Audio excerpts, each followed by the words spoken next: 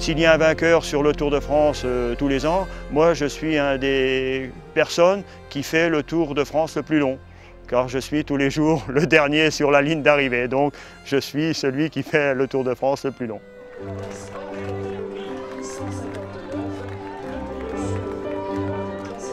Je fais le pilote voiture-balai. J'évolue derrière la course, derrière le peloton, derrière la file des directeurs sportifs.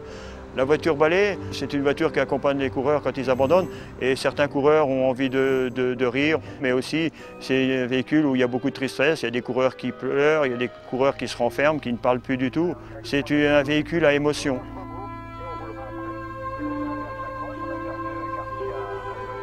La voiture-balai, c'est une autre vision de la course, c'est des grands moments, des moments très très forts. À la télé, où on suit le Tour de France, ou dans la course, on est dans le cœur de l'action, on voit les échappées, on voit qui va gagner l'étape ou qui va remporter le Tour de France. Mais derrière, on voit beaucoup de choses que personne ne voit.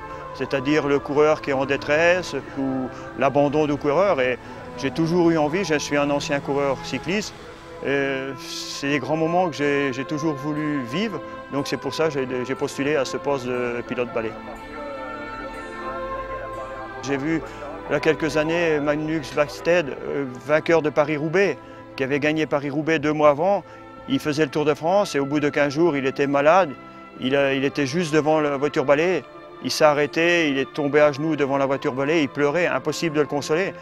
Pour moi, ça a été un grand moment fort du Tour de France, de mes participations au Tour de France, parce que voir le vainqueur de Paris-Roubaix dans mes bras sur le bord de la route, c'était des grands moments du Tour de France.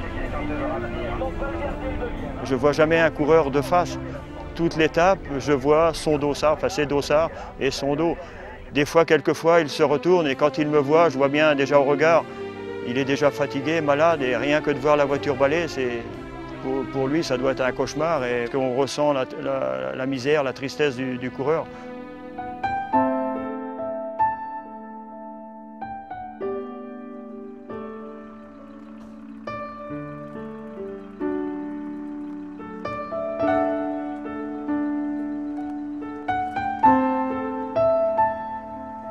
Quand on arrive sur un coureur qui met pied à terre, on descend, moi je descends de la voiture-balai, le commissaire aussi, il lui enlève son dossard, moi je récupère son vélo et en général on n'exprime rien.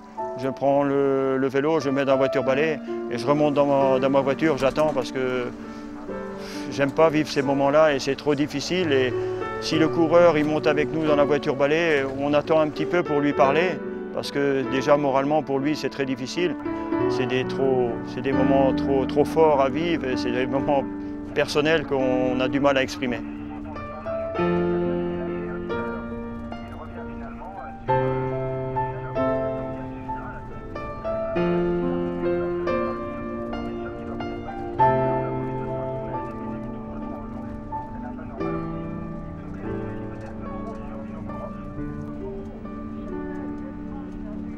Passer la ligne d'arrivée avec la voiture-balai, c'est la fin de l'étape, c'est la fin de la course. Et on espère la franchir tous les jours avec personne devant cette voiture. Ça veut dire qu'il n'y a pas de lâcher, il n'y a pas d'attardé.